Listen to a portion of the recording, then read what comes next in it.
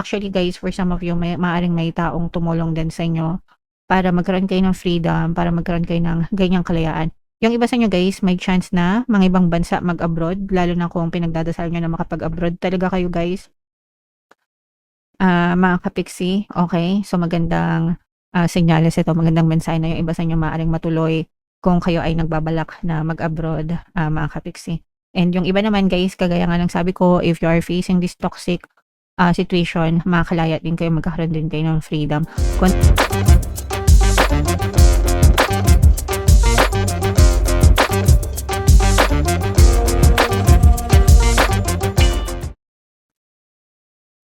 Hello guys, hello Capricorn, welcome back to Pinay Bixie Tarot. Ang pamagat ng episode natin for tonight is Full Moon Kapalaran para ngayong August to September para sa Capricorn, Sun, Moon, Rising, Sign, and Venus. Yung ating full moon guys ngayong August ay sa August 28. Tapos yung next na full moon naman natin ay sa September 26 mga kapiksi. So ang reading na to ay para sa period na yan. And ang pamagat ng ating full moon ay Sturgeon moon mga kapiksi. So ito yung ating moon message guys. You're very close to achieving your goal. So ibig sabihin nito guys, malapit na kayong maka-achieve ng mga goals nyo. Depende yan sa inyo pa rin mga kapiksi. Depende kung gaano kayo ka-focus sa mga desires nyo. Yun kasi yung pinaka susi mga kapiksi. The more na focus kayo sa mga goals and intentions nyo, the more na consistent kayo, mas mabilis magmamanifest yung mga desires nyo. That's why palagi ko kayong sinasabihan na always stay focused on your goals, mga kapiksi. Okay? Para mas mabilis nyong ma-achieve yung mga desires nyo. So, attune to the moon guys. I know that I'm on the right track. Okay? Again, I know that I'm on the right track. Nasa tamang track ka, nasa tamang daan ka, nasa tamang direction ka, mga kapiksi, sa mga goals mo sa buhay. I-comment mo na rin yan sa comment section. Additional meaning nitong card na to guys, now is a good time to review your plans. Ito na yung tamang panahon, pagkakataon para reviewin nyo guys yung mga plano nyo sa buhay mga kapiksi. Okay? Keep the momentum going as you move towards your dreams. Kailangan yung momentum nandun guys. Pag sinabing momentum guys, yung energy, no? The more na mas nagfo-focus kayo guys, yung energy nyo, mas nagfo-focus din dun sa mga intentions nyo. Kaya yung momentum nandun lang din. Kaya importante talaga guys na every single day palagi kayong nagfo-focus sa mga desires nyo para nandun talaga yung momentum, and nag-create siya ng neural pathways sa inyong utak, sa inyong brain, sa inyong subconscious mind mga kapiksi. And what is being familiar sa subconscious mind nyo is being pushed out in your physical reality guys. Okay? Stay focused. Yan, kakasabi ko lang, and palagi kong sinasabi sa inyo, stay focused talaga mga kapiksi. Kailangan talaga nakafocus kayo.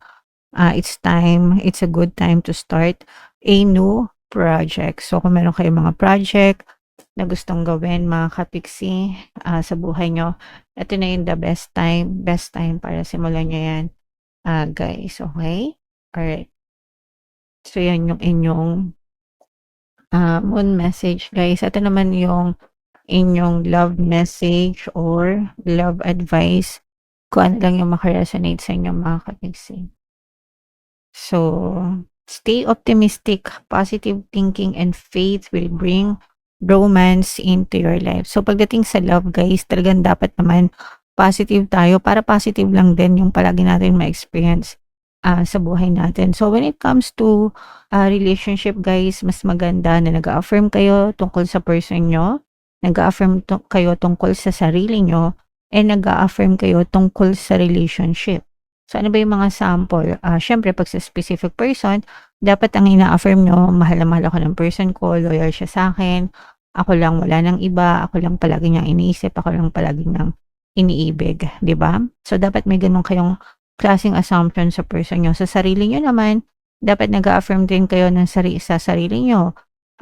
Kaakit-akit ako, kaibig-ibig ako, importante ako, I am prioritized, di ba?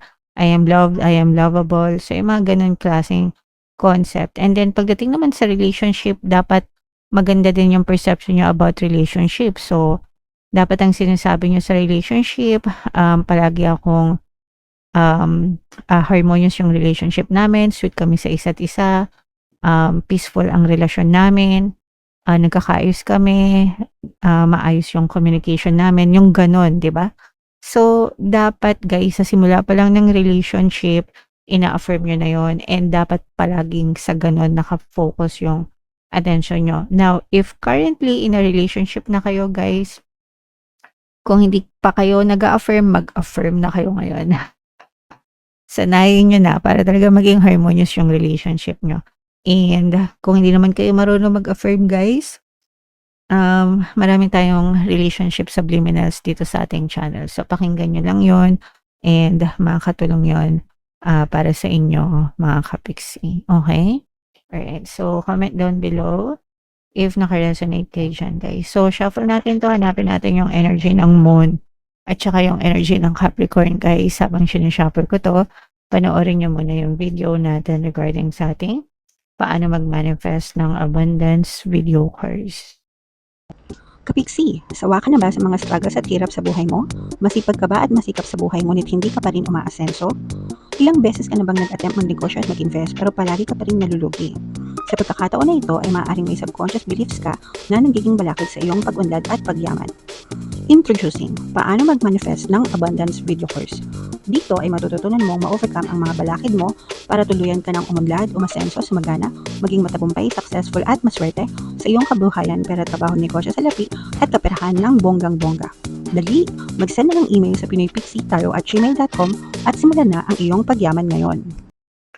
Alright, so sa lahat ng gusto mag-avail ng course guys, meron tayong paano mag-manifest ng abundance video course, paano mawala ang third party at magkaroon ng harmonious na relationship, paano pabalikin si ex vice breakup. Sa mga interesado guys, mag-send lang kayo ng email sa pinoypixie@gmail.com. And sa mga naghahanap ng pampaswerte guys, meron tayong money shaker jar. Ito yun guys, no? Super effective, super liit na bote guys, super powerful at saka ito. So ito yung ating WhatsApp number guys, chat nyo lang ako dyan. So Capricorn, kayo ay na-represent ng Queen of Pents. Ito yung ating moon energy, mga kapiksi. So this is both positive and negative. Ito guys, medyo malakas yung negative energy dito. By the way, Capricorn, kayo na-represent ng Queen of Pents. Ito yung ating moon energy. So this is stress, mga kapiksi. You are dealing with a very toxic na sitwasyon, toxic na tao, very stressed kayo, mga kapiksi. No? Meron kayong mga pagtatalo, pag-aaway with some people. This can be anybody from your quantum bubble. Kung sa trabaho, mga kapiksi, parang nabibiktima kayo ng mga pambubuli. Guys, no? Pwedeng nabubuli kayo sa trabaho, pwedeng nabubuli kayo ng mga kapitbahay nyo, mga kapiksi. Pwedeng nabubuli kayo ng mga kamag-anak nyo, ganyan. Depende, iba-iba yung sitwasyon. Pero yung iba, parang wala kayong magawa kundi magtiis. Especially sa work. Pag sa work, guys, parang wala kayong choice kasi wala kayong malipatan na ibang trabaho, kaya sinatsaga nyo, tinitiis nyo. Ito naman guys, sa family, parang minamaltrato kayo ng mga kapamilya nyo. Ginagawa kayong katulong, ganyan, lalo na kung nakikipisan kayo sa kanila kasi merong ganun, no? Naranasan namin yun dati. Nakikitira, guys, no? Kung nakikitira kayo sa mga kamag-anak nyo, ganyan. Parang yung iba sa inyo, imbis na kamag-anak yung trato sa inyo, parang tinatrato kayong katulong, ganyan. So, medyo kailangan yung tiisin, although very stressed na kayo, guys, no? Pero kailangan yung tiisin hanggang matitiis nyo, lalo na kung wala naman kayong ibang pupuntahan, mga kapiksi. Okay? So, but if merong chance na makapagsikap kayo, guys, para makalipat kayo, so let's say for example, makalipat kayo ng ibang trabaho, makalipat kayo ng ibang bahay, ganyan, ng ibang lugar, mas mabuti para mawala kayo sa very toxic na environment. Kasi tsaka yung iba, guys, pwedeng sa relationship din, kung toxic yung person mo, minamaltrato ka ng partner mo, yung iba baka ginugulpi pa kayo, ganyan, or pwedeng hindi physical pero yung verbal abuse tsaka emotional abuse naman. Minsan ganun, hindi sila nananakit physical pero grabe yung emotional and verbal abuse, no? So, it's the same. The impact is the same, mga kapiksi, kasi meron din yung impact sa mental health nyo, guys, no? So, if may chance na makalayo kayo dyan sa ganyang lugar, guys, gawin nyo. For some of you guys, nagkakaroon din kayo ng mga trust issues, mga kapiksi. Eto guys, parang yung iba sa inyo, I'm sensing na medyo nag-i-emo na kayo kasi parang hindi lang kayo nawawala ng tiwala sa ibang tao, but for you, sa inyo din, no? Parang nawawala na din kayo ng tiwala sa sarili nyo, na parang yung iba sa inyo, iniisip nyo na hanggang dito na lang kayo, wala na kayong pag-asa, yung mga ganun-ganun. So, medyo nag-i-emo na rin yung iba sa inyo, mga kapiksi. So, don't give up, guys. Makakalaya din kayo, no? So, makakalaya din kayo dyan. Mga kapiksi, actually, guys, for some of you, maaring may taong tumulong din sa inyo para magkaroon kayo ng freedom, para magkaroon kayo ng ganyang kalayaan. Yung iba sa inyo, guys, may chance na mga ibang bansa mag-abroad, lalo na kung pinagdadasal nyo na makapag-abroad talaga kayo, guys. Mga kapiksi, okay? So, magandang senyales ito, magandang mensahe na yung iba sa inyo maaaring matuloy kung kayo ay nagbabalak na mag-abroad, mga kapiksi. And yung iba naman, guys, kagaya nga ng sabi ko, if you are facing this toxic situation, makakalaya din kayo, magkakaroon din kayo ng freedom. Konting tiis lang, mga kapiksi, and kailangan planuhin nyo yung every move nyo, yung bawat galaw nyo, guys, para hindi na kayo magdusa. Okay? Alright. Excuse me, guys.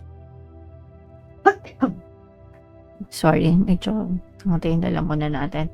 So, what else, guys? Yung iba sa inyo nag-iipon naman, no? Nag-iipon para makaalis dyan sa sitwasyon na yan, mga kapiksi. And yung iba sa inyo, parang nag-i-scout na rin kayo. Ibig sabihin, naghahanap-hanap na rin kayo, guys, ng mga malilipatan.